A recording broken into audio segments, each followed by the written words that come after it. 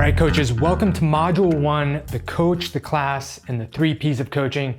No better place to start here than what do we do at NC Fit and why is that so important, MDB? Yeah, we are group-based fitness instructors and we consider ourselves professional group-based fitness instructors. And that's important because what we're doing is delivering a service to members every single day when they come into our gyms to get their best workout. Not only their best workout, workouts are super important, but also the best experience. And that's what makes the job of a group-based fitness instructor so difficult, is we're talking about the marriage of the experience and the results. We're not just in the business of delivering results. That has to happen, of course. You have to make sure your athletes get results, but you also have to make sure that your athletes are having a good time every single day, that they're learning some stuff, and that they're staying safe. Because if you're not doing those other 3 things, you're gonna lose your members to another environment that they are doing those things. Fitness in our environment not only has to deliver results, but it has to be fun. And we are here to make sure that our athletes are getting that best experience every single day. Well, one of the keys to results, and I'm sure all of you listening who coach classes recognize, is that consistency matters. And so a big piece of consistency is making sure our athletes, as MDV says, get in great workouts, of course, but also they need to be learning something and they need to be having fun. If they're not having fun, they're not gonna be consistent enough because they're not enjoying their experience. And so the enjoyment factor leads to the consistency factor, which ultimately leads to long-term results, not just for a week, not just for a month, but years and decades with your organization. Yeah, and I think that brings me to my next point, which is talking about the difference between the group class environment and then the one-on-one environment or the small group training environment. And those environments are great, but that's really not where we specialize at NC Fit. We are specialists in the group class environment. We are talking about environments where we have, on a low end, maybe 5 people, and on a high end, 30 plus people, but there's variations in between that. But a lot of the times you're somewhere in the middle of those 2 numbers. And what makes that so challenging is that now you're dealing with the logistics of all those individual people's experiences, skills, personalities, the days that they're having that day, the relationships, and you have to manage all of those things artfully. And the best coaches in the world manage those things really well. And guess what? The worst coaches in the world don't do those things really well. Yeah, one of the keys to a really successful coach is minimizing the things that are outside of your control. So there are some things that are outside of your control. You can't manage if a member comes in and is maybe having a tough day, of course. But what you can recognize and what is in your control is your preparation, which is one of the key things we're going to talk about coming up in this course is how can we prepare as much as possible to put us in the best position to put the best class possible with all the factors that we have on hand. Yeah, one more point about that, and then I think we're gonna move the conversation to a discussion about amateurs versus professionals, but you are dealing with an extreme amount of logistics in the group class environment. Like we had said, personal training environment, it's challenging for other reasons, but the amount of logistics that you're dealing with in a personal training environment are much narrower. You're dealing with one person, one-on-one, and you're solely focused on that one person. And typically you're not also focused on like super high entertainment value during a one-on-one session. No. You have to entertain, but it's different.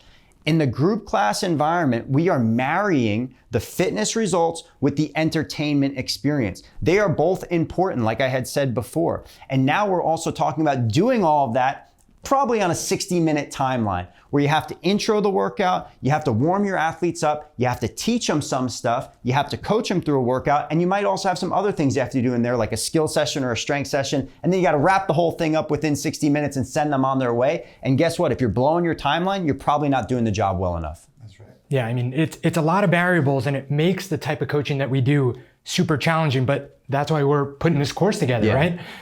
I think that's a good segue into what you had mentioned, which is, amateurs versus professionals and what coaching looks like throughout that spectrum of coaches. Because I'm sure we have coaches watching that fall anywhere, from 1 year, less than a year of experience to over a decade. Yeah. And that's going to change what they should be thinking about and what they can take out of this course. For sure.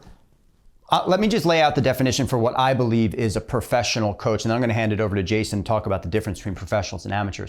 But for me, professionalism is the marriage of the mindset that you are taking this thing seriously. You are putting a professional mindset to it with the intention of going out there and delivering repetitions back to back to back to back consistently. It is mindset plus intentional repetitions married together. So you can be a professional coach if you're doing this part-time. You can be a professional coach if you're doing this full-time. It does not necessarily for me mean that this is the only thing that you ever do with your life. It's like leadership. You can be a leader at any level. You can be a professional coach at any level. And that's one of the things that we're gonna re-talk about or continue to underscore throughout this course the entire time. Yeah, I mean, MDV brings up a really good point. If you're new to your coaching journey, and maybe you're coaching once or twice a week, that's fine. If you coach every single day, multiple classes a day, that's great too. Our goal and your goal should always be this idea of constant improvement. And as a pro, I take a pro as someone who prepares, someone who's not settling. They're not settling with mediocrity. They're trying to constantly improve their craft and improve the quality of service that they can provide their members. You know, something that gives me a lot of pride as a coach is when I leave that class, I say to myself, you know, did I do the best I could for our members today? Did I leave an impact on them to enhance their life? And I think a pro takes that approach after each class and says to themselves, wow, I could have done this better or this better, and then works to improve that the next time. Whereas the amateur just will go through the motions, finish up the class and move on. We want to enhance this idea of being a professional where you really take a look inside and say, what could I have done better? And use courses like this to enhance your members' experience. We talked about the spectrum of coaching really briefly, but there is a spectrum here. There's a spectrum of experience. And when everybody starts out a little bit lower on the spectrum. You might have some natural gifts or abilities or some background knowledge that might make you a little bit better suited to be a good coach on the floor earlier on, but everybody's gonna be on that spectrum. And you always, like Jason is saying, you always wanna be traveling north on that spectrum. You always wanna be moving towards the more professional side of the equation. And when I say amateur, I'm not talking about a person who solely just has little experience. I'm definitely saying amateur with a negative connotation here because it's a mindset at which they are not approaching this with a professional kind of viewpoint. The amateur is showing up late. The amateur isn't caring about the extra details. The amateur isn't doing the prep work. The amateur is just mailing it in.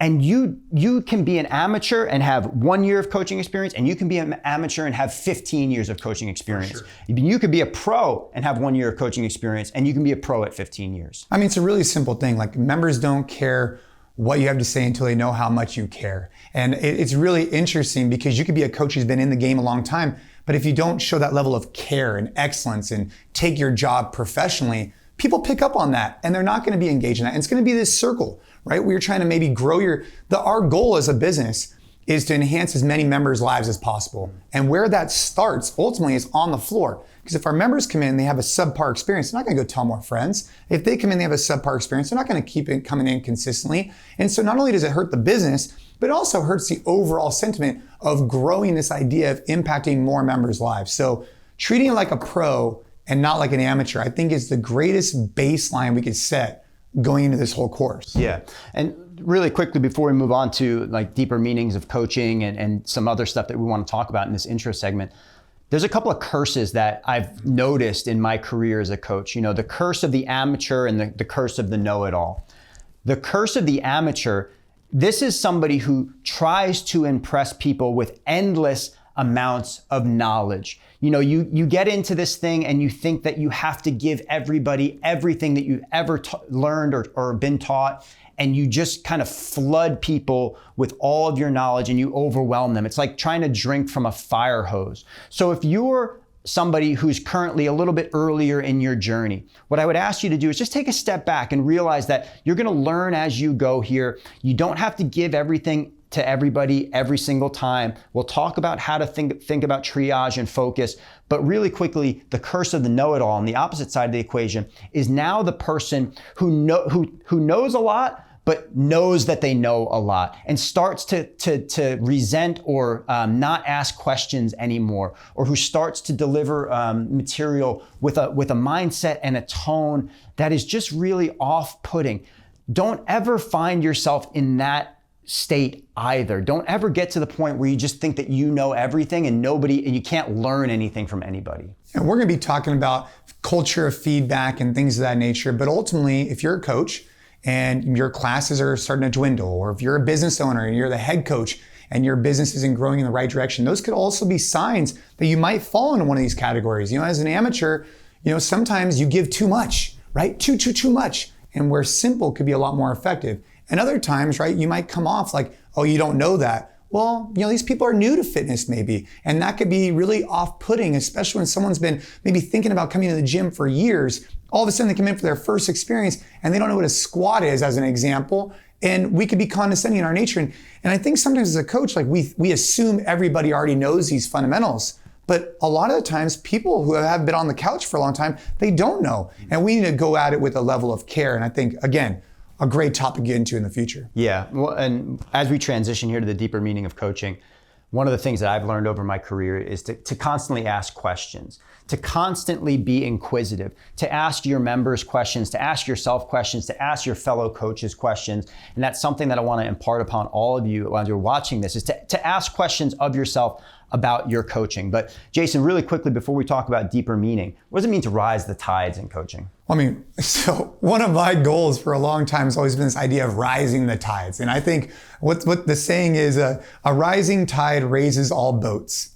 There's different ways of saying it, but that's the theory. And the theory is, right, is that I want to see, our goal at NC Fit has always been to do what I love for a living, provide that to as many coaches as possible. With as many coaches doing what they love for a living, it impacts as many members as possible. And with as many members as possible, you can go out there and go do really good things for your community. That's been the holistic goal from a business perspective. But I think from a coaching perspective is a rising tide is so important because we want the overall industry of CrossFit, functional training, boutique fitness to rise up. And if someone comes in and has a poor experience in one gym, it's not good for any gym. And so we as a culture, as a community of coaches, we need to raise the bar for ourselves because no one else is going to do it unless we do it for ourselves. So that when someone goes into an experience at one gym, they're going to have an optimal experience, and that's only going to have them go tell their friend who lives in another city who's going to get another person into your gym. All of us as coaches need to rise the tides and not settle for where we're at today, but constantly be improving. Yeah, sorry, just one, Gabe, I got one last thing here, because let me ask you guys a question. What does it hurt you that if somebody else becomes a better coach? If somebody else is getting better, does it hurt you at all? No, that having a scarcity mindset in coaching is complete nonsense. You have to be in the abundance mindset. You have to understand that their skills getting better is going to make you get better. It's going to help you get better. So, rising all tides is definitely not only in your gym, but outside your gym too. Yeah, 100%. Like in your gym, if the coaching product gets better, it's only going to help you level up because you're going to see what excellence is more. But then also, obviously, I'm talking like holistically across the world. If we get more coaches introducing more people into our style of training, boom, it's good for everybody. Well, the numbers speak for themselves, right? There are so many people that need what we do. We should want there to be more coaches, inspiring more coaches to be better, impact more people, and really move us in the right direction. But I think that that's a really, really good points there. I love this spectrum of the coaching expertise having really nothing to do with, well, not nothing to do, but not as much to do as people think, with years of experience and how many hours you're putting on the coach floor. It's more of a mindset. But let's move on to the deeper meaning of coaching. And I love this topic because you hear a lot of coaches out there, especially, maybe those part-time coaches where it's like, hey, what do you do? Well, I just coach, or they feel like it's this in between because they might be going to school or they're waiting for something else to happen. And it's always like, well, I just do coaching. Yeah. We want to get away from that mindset. And what does it mean to have that mindset? Why is it so important to get away from it? Well, it's a really dangerous mindset to have in any regard, really. You're just mailing it in at that point, right? You're saying that this is so insignificant. This is just what I do. I just coach classes. And not only is that offensive to me personally, because, I spent my career doing this, but it's offensive to you. This is where you're spending your time. It's offensive to your members. Your members don't want to come in just for a class or just for a workout. They want to come in and share that experience and share that time with you. So if you've ever caught yourself saying it, I'll call myself out. I've said it before in the past. Stop. That is an amateur mindset 101. I'm just a coach. No, you get to be an amazing coach for all these people. Yeah, and the just a coach mindset, you don't have to be full-time to be an excellent coach. We've said that before. And I think it's really important to hit home because I've gone through ebbs and flows where I've said things like that, like, oh, I'm just a coach. This is years ago.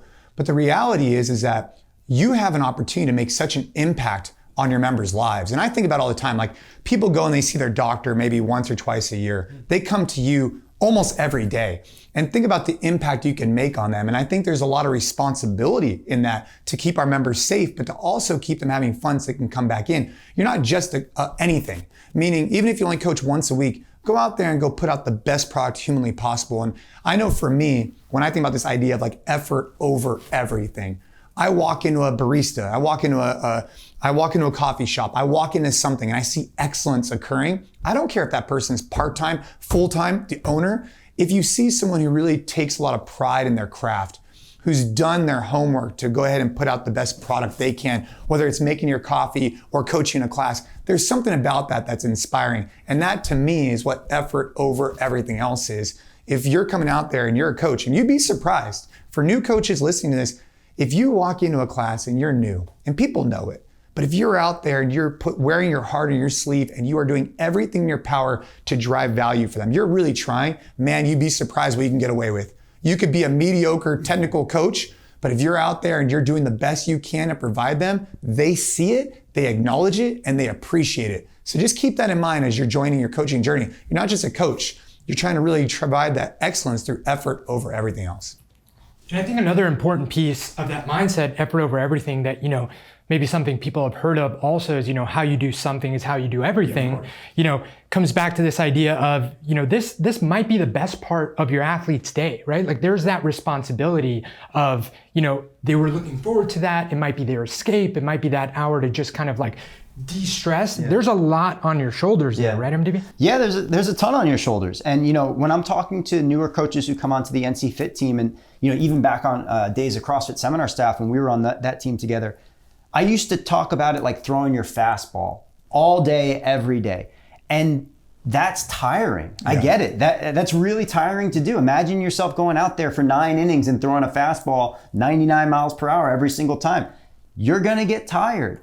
But you have to do that. You really do. Like, why would you ever want to give anybody who walks into your class less than your best? It's such a waste. They're literally, not only are they paying your salary with their membership dues, of course, but they're putting their hard-earned money that they could spend anywhere else. Think about that. They could spend their money anywhere else, but they're spending it with you. And that's the heavy burden of coaching, is that, not only do you have all these other things that are going on, but now you have this person's best hour to be responsible for. Yeah, 100%. And something else to think about, like you're thinking about they're coming in, they're spending their money, et cetera. But you have to put yourself in the best position to provide that. And so again, preparation is going to be super critical for you. So when you walk in, you feel ready. So if you're coaching 5-6 classes a day, that might be too much to throw your fastball every single time. You might need to reduce that down to 3, or you might need to reduce that down to 2. But you have to find what works for you to throw your fastball every time. Because if you're exhausted, if you're unengaged, members are going to pick up on it really quickly. Man, I love a good baseball reference. Before we move on to the next topic, and I think this goes back to the fact that amateur and professional, doesn't necessarily relate to hours in the gym or years of expertise, but also having ownership and leadership. That doesn't really, there isn't a specific level where you have to rise to be a leader. Tell me a little bit more about that. Yeah, it's very similar to the discussion that we had about professional mindset before, is where, you don't have to be a 10-year, 15-year coach to be a professional. You be a professional coach on day one if you put yourself into the right position. And you should strive to be a leader and an owner from day one and in every other consecutive day after that. Not only are you gonna give your members a better experience, but the people around you, they're gonna start looking up to you. They're gonna start taking their cues from you. You're literally setting the example for your members and for the other coaches on your team by how you do your job. Jason mentioned this briefly, but you're the most important health and wellness influencer in these people's lives. And that's something that I really truly believe that you have to take ownership over and that you have to be a leader about. And ownership and leadership can go off into these really fine, you can get so deep in talking about these topics, but it really does come down to absolutely everything. Owning your schedule, owning the logistics of the class, owning how the class looks, owning how the class gets reset for the next person who's going to come onto the floor. And all of those things eventually level up into you being perceived or you being looked at as a leader. Yeah, the leadership component doesn't just stop off on the floor. And I think that's an important note. Like, you could be a new coach and be on only for a week or two, but if your members see you embody that culture, right, where you're walking the walk, you're talking the talk, you'd be surprised how quickly you can make an impact on your members, and they could look at you as a leader, especially if you had a former leader at the organization kind of tap you on the shoulder and say, hey, this guy's really good at what he does. But you have to live it, you have to breathe it every single day and really bring that effort and mindset. And you'd be shocked the impact you can make so quickly, right? You can only be there for a couple weeks. All of a sudden you start seeing members wearing the same shoes that you wear. You're like, oh, maybe I am. Maybe people are picking up on certain things that I'm throwing down. Let's talk a little bit about mindset and feedback. We had a baseball reference. Now we're going to have a martial arts reference. These guys might start talking about BJJ. You got to be careful. What does it mean to have a white belt mentality? And why is that so important, kind of relevant to what we're talking about here, Coach? Yeah, so sometimes when people talk about being a white belt, they talk about it in a negative connotation. You talk about somebody who's a little spazzy, they don't really know what they're doing. But when you talk about white belt mentality, it's actually a really positive connotation. It's a very good thing to have a white belt mentality, because that means that you're not above anything, that you are always learning, you're always asking questions, you're always somebody who's going to help out and do the things that other people might think that they are quote unquote above. And I think that that's really important, that as a coach, no matter where you end up on that spectrum, that you always have that white belt mentality. You always stay inquisitive and you always are open to learning. Why is feedback so important? Yeah, I mean, look, the feedback piece is really important because you might think that you're an excellent coach. You might think you're a terrible coach. But getting feedback is actually going to be a really good thing to help you guide your journey on the future. Because you might be being way too hard on yourself. You might actually be throwing, maybe not fastballs, but you might be throwing pretty darn close, actually doing a pretty good job. But you might be being really tough on yourself. And ultimately, right, getting that culture of feedback from others in your organization, from your members, from different people, I think that's a great step in that direction to see, where am I at today? Where am I trying to go in the future? And you're not going to be able to improve unless you are getting that feedback and taking that same mindset. Something I think about on a regular basis, and I do this in my own personal life across the different things, right? Hey, how did I do today as a husband, a father, a coach, an athlete? Little micro check-ins. I think what we could do specific to this talk is you could do micro check-ins, right? Maybe once a week, sit down, maybe sit in your sauna, go out for a bike ride and say, hey, how am I doing as a coach? Am I doing the things that are going to require me to improve? Am I educating myself? Am I really going out there and putting my best product on the floor? Or am I just checking the boxes? And if you find yourself just checking the boxes, right, through this check-in process, maybe it's time for a change. Maybe you're actually not engaged in what you're doing. Or maybe it just fires you up, you get back in the saddle and you crush the next decade of coaching. I'm going to take it from here because, Jason talked about culture of feedback. And I think it's really important that you embrace that from the jump when you get into coaching. Because if you're resisting against it, you're probably not going to fare very well in this profession. This is a feedback-based profession. And if you are so closed off to feedback that you just live in your own silo and you don't care what anybody else thinks, you don't care what your members think, you don't care what other coaches think, you don't care what your manager thinks, you're probably going to just end up doing the same things over and over and over again, making the same mistakes and never improving. Embracing a culture of feedback is really important. And that means availing yourself to difficult conversations at times. You have to understand that there are different ways to do things. You have to understand that people, yourself, myself included, make mistakes. You have to be able to take and give feedback and be open to that whole process. And if you're not, and if you're resisting against it, it's always going to be really challenging. It's going to be an ego-driven thing where you think you have to go out on the floor simply to be the best, and you are the best, and that if anybody says anything negatively or constructively about your classes, it's a personal attack, and it just gets really nasty. You should be in this kind of altruistically. You should be in this to be the best coach for the people that you're providing the service for, not to stroke your own ego. Yeah, it's not a talent show, right? You're not going out there to show how much you know. You're going out there with the intention of impacting members' lives. I think there's a big difference there in a mindset. I'm not going to put on a show to show 20 members how much Jason Khalipa knows. I'm out there to say, hey, how do I leave here today having each one of these members get the best hour, the best workout, and get the best impact from me? And that might not be me just trying to show them how much I know, because no one's gonna care if I'm just babbling off stuff, but I should be intention of how am I gonna make sure that when these members leave, right, they're having the best experience possible. And I think when you think about feedback, right, there's self-evaluations, which is part of what I talked about, right? Like that little weekly check-in or monthly check-in, whatever it is. You gotta do that to yourself, right? Like, hey, am I really doing a good job? Maybe you gotta check yourself a little bit there. Then you have the informal feedback, which is something we do on a regular basis. And then we have formal feedback. And I think we're gonna discuss a little bit more about this, MDV. Yeah. But the formal feedback, I think is probably one of the greatest things that we've imparted here at NC Fit the last maybe 5, 6, 7 years, Yeah, I love our culture of feedback at NC Fit, and we've done a lot of really hard work to build that culture and to make sure that people aren't taking it personally and it's not a personal attack.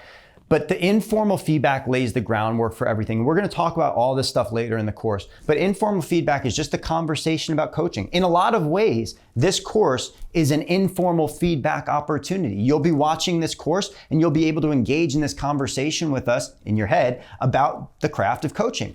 Formal feedback is more of the scheduled observations in which you're either having a peer or a mentor or like an owner review your actual product on the floor. And it's much more intensive, at least the way that we look at it. It's much more detailed oriented, and we're actually going into that environment knowing that we're gonna have some things picked apart. Yeah, I mean, I remember when I first, joined the NC Fit team, the culture of feedback was super evident. And like MDV said, it made it so much more, so much of an easier conversation to then have these formal evaluations. Both very important, but I love that point of one kind of setting the groundwork for the other. Now, this was in the title of this module, and we're finally getting into it here. We're going to wrap up this module with this, the 3 P's of coaching, right? Positivity, presence, and preparation. Let's start with positivity. Seems super simple, but what do we mean by relentless positivity? Yeah, I mean, the topic of coaching, we could go on. This could be a 5-month course on coaching, right? And when we're thinking about things that are really important, these 3 P's, if you took away one main thing from this first module, is that these 3 P's are very, very, very important things to start to learn about and master as early as possible in your journey. Number 1, positivity. This is a profession in which I believe that you have to have a positive attitude and a positive outlook. And we talked about it a little bit before about being the best hour of your member's day. Nobody wants to come on into the gym to take a class from somebody who's a wet sponge, or somebody who's, always down in the dumps, or somebody who is angry. Listen, I know that everybody has bad days. I have bad days, but your members aren't paying for your bad days. And there is a level of being able to check some of that and be relentlessly positive. And I'm not talking about doing cartwheels with Roman candles in your hand all the time. You can have a different style of coaching, but there has to be a positive tinge to it. And I know, Jason, this is really big for you. You're a big presence guy, so I'm going to let you talk about 2nd P, presence. Well, the positive thing, it could be as simple as just having a smile.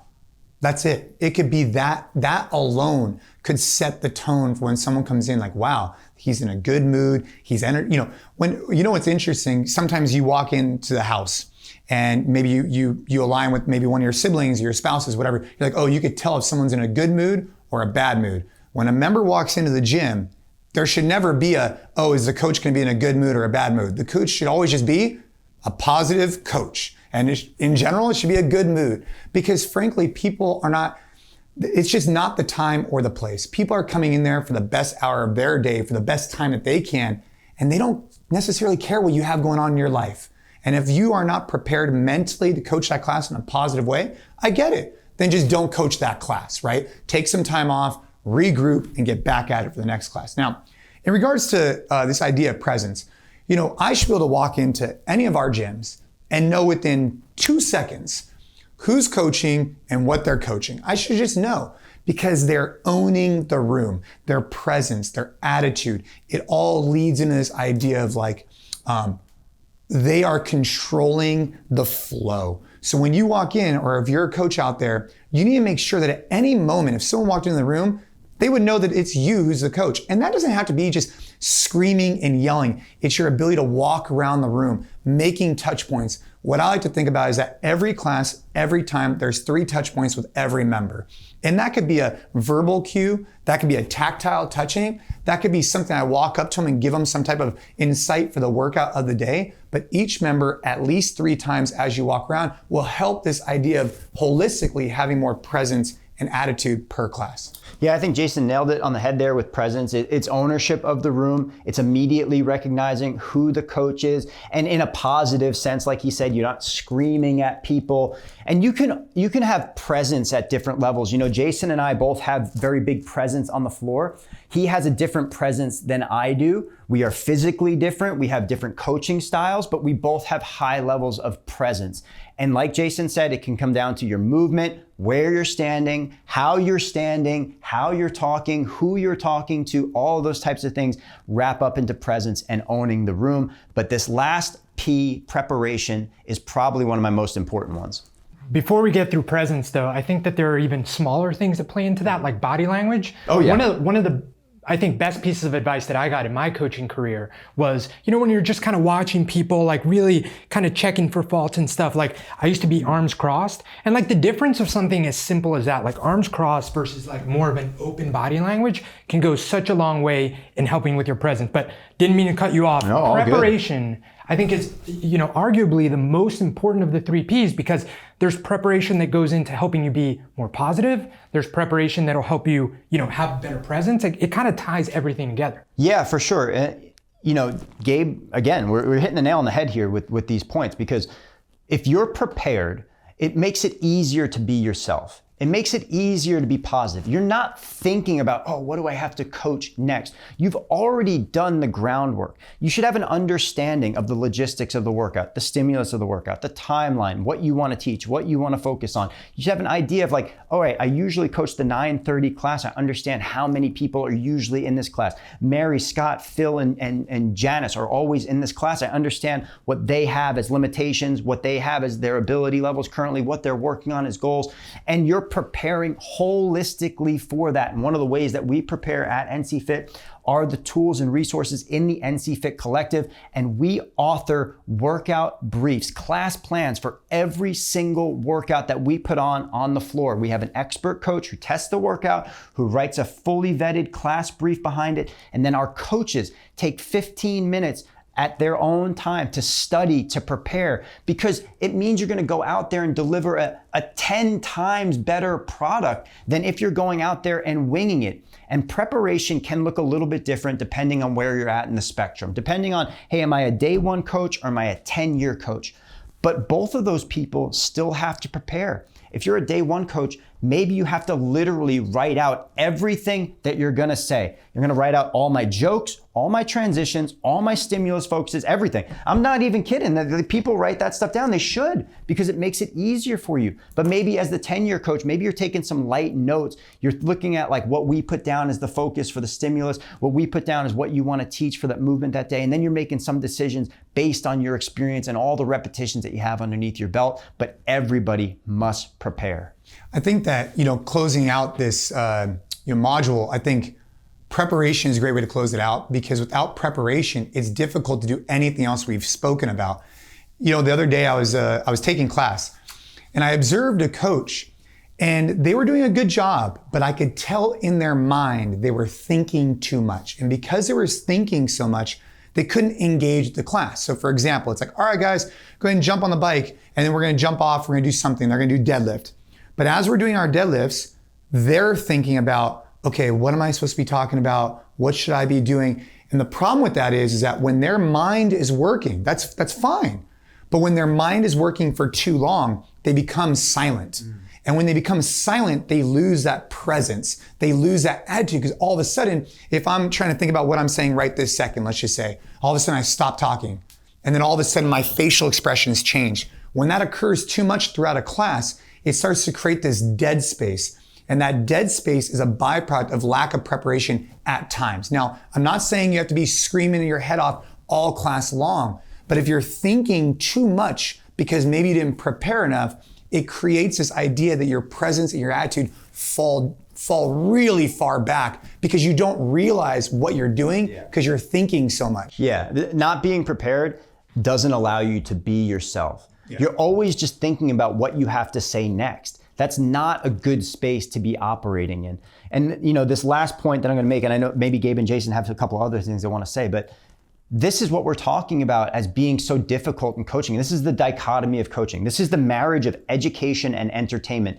You have to be prepared. You have to know what you want to go out and say. You have to know what you want to teach, but then you have to do it in a way that is entertaining, that people aren't just going to fall asleep. If you think about the best professors or teachers that you ever had in your life, they might not have just been the smartest people in the world. They have to have some level of entertainment to make that material land with you. And in my opinion, the best coaches in the world, the best group coaches who are out there doing it are the people who are, yes, highly educated, highly prepared. They have world-class knowledge, but they also have world-class entertainment and engagement skills. They have the positivity, they have the presence, and obviously they put it all together with masterful preparation. And if you're just starting out on your coaching journey or developing it and you want to be able to lean into the things like MDV's referring to, I think a great place to start is utilizing your personal experiences. So if you're training on a regular basis and maybe that day we're talking about deadlifts, utilize a story or an engagement or an experience that you could lean on to say, hey, when I was doing this workout, this is the way I felt. And that's a nice way to make people feel like, wow, you had already experienced the same thing. You come from a place of care. And it's just a great way to start talking more about entertaining using stories that you relate to, and then you'll continue to grow from there. So basically what you guys are saying is if you walk in 2 minutes before class and the whiteboard is the first time you're seeing the workout, that's not good preparation. Bad news. That is not good preparation. And even worse, if I catch anybody watching this course ever do this, please don't ever just write the warm-up and write the workout on the board and get on your phone and scroll Instagram. That's not the way to go. That's not taking pride in your product, and that's not what we're encouraging here at NC Fit. No way. So that wraps us up for Module 1. We went through a lot, but this is really maybe not the tip of the iceberg, but the foundation for a lot of the other things we're going to talk about throughout this course. So I think that was good. I think that sets us up with a good foundation. We'll see you guys for Module 2.